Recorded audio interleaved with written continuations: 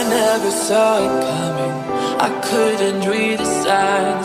I don't know why I let you in this time. I must be blind.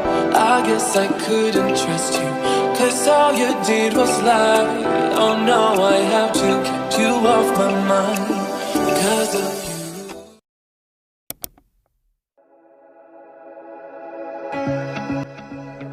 Assalamualaikum warahmatullahi wabarakatuh. Salam semua. Kali ini saya akan mencoba sedikit berbagi kegiatan saya di waktu luang dan mungkin mengisi kekosongan waktu saya agar lebih produktif. Oke, sebelum ke intinya, saya sedikit memperkenalkan ikan apa sih ini sebenarnya. Ikan Corydoras panda atau biasa disebut lele panda atau Corydoras catfish adalah spesies ikan air tawar asal Amerika Selatan, yaitu dari sungai Ucayali dari daerah Peru.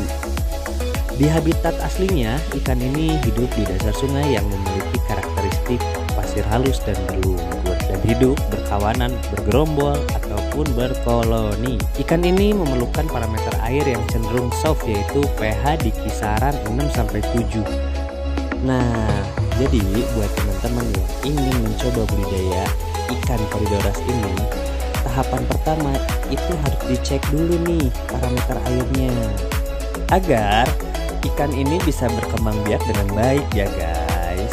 Oke, cukup segitu mungkin ya informasi singkat dari ikan Corydoras itu sendiri. Mungkin untuk detailnya bisa langsung aja googling, searching di Google. Oke guys. Oke, daripada kelamaan ceritanya, kita langsung bahas aja kali ya biar lebih enak. Saya memiliki 100 ekor indukan yang terdiri dari 1 jantan dan 1 betina, dengan kisaran umur 1 tahun sampai 1 tahun 2 bulan. Untuk Corydoras panda sendiri itu bertelur di media dengan menggunakan tali rapia yang saya potong-potong seperti ini, tali rapia halus, sebagai media untuk menyimpan telur mereka. Ada beberapa metode untuk menetaskan telur. Yang pertama itu diambil satu-satu telurnya dari tali rapia seperti ini, diambil terus dimasukkan ke tempat yang sudah disiapkan, ataupun bisa dengan diambil tempat bertelurnya atau tali rapianya yang biasa kita sebut kakaban, itu bisa langsung dimasukkan ke akuarium kosong.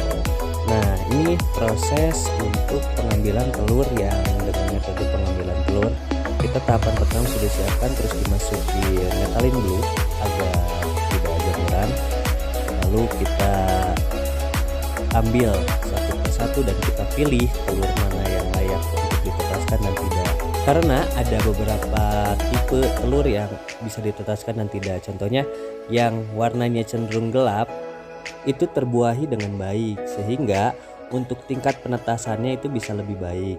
Berbeda dengan yang berwarna agak putih atau cenderung ada titik putih, biasanya itu tidak terbuahi dengan baik sehingga membusuk dan bisa menularkan jamur ke telur-telur yang bagus. Karena dari telur-telur yang membusuk biasanya itu menularkan jamur-jamur ke telur yang bagus, sehingga tingkat penetasan telurnya pun akan sedikit berkurang. Makanya guys, saya menggunakan metode ini supaya lebih baik, karena tingkat penetasan yang saya rasakan itu lebih efektif menggunakan metode ini. Selain kita bisa memilih si telur mana yang baik dan mana yang tidak, kita juga bisa lebih mengkontrol kondisi telurnya agar lebih bagus produksinya. Nah, setelah telur diambil dari kakaban, kita masukkan nih ke akuarium yang kita sudah siapkan airnya dengan pemberian gelembung, tentu dengan kondisi air yang sudah settle ya, sudah sangat siap. Lalu diberi metalin blue agar jamur tidak berkembang biak dengan sangat cepat dan baik untuk si telurnya. Nah, ini setelah 3 hari proses penetasan telur, akhirnya sudah mulai menetas beberapa. Nah, ini yang sering saya kasih makan. Ini seminggu setelah penetasan baru kasih makan ya guys. Yang saya kasih itu seperti Artemia dan kadang-kadang cacing sutra. Nah ini kecil banget guys, ini kecil banget, jadi makannya itu bisa Artemia, DM tuh bisa sih. Tapi saya di sini memakai pakan cacing sutra sampai umur sekitar seminggu dari penetasan itu saya udah mulai kasih pakan, karena sebelum seminggu dia masih punya cadangan makanan yaitu dari kuning telurnya seperti ini guys. Nah setelah 3 bulan, nah seperti ini jadinya. Di usia 2,5 bulan sampai 3 bulan biasanya ukuran ikan sudah mencapai 2,5 cm dan biasanya udah siap untuk dijual.